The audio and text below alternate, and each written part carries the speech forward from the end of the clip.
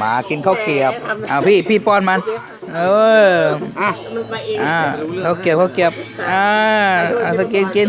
ไอ้ก้อนจะชนไอ้กี้อ่ะก้อนต้องป้อนอ๋อ มันเลือกคนป้อนด้วยนะ เลือกคนป้อนอีกโอ้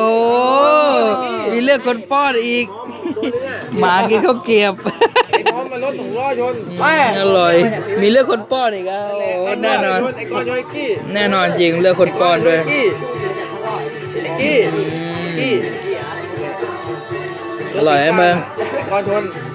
ลง YouTube หน่อยมึง เรื่องที่หายเลยนั่นแหละ เฮ้ยโอ้โหมันกิน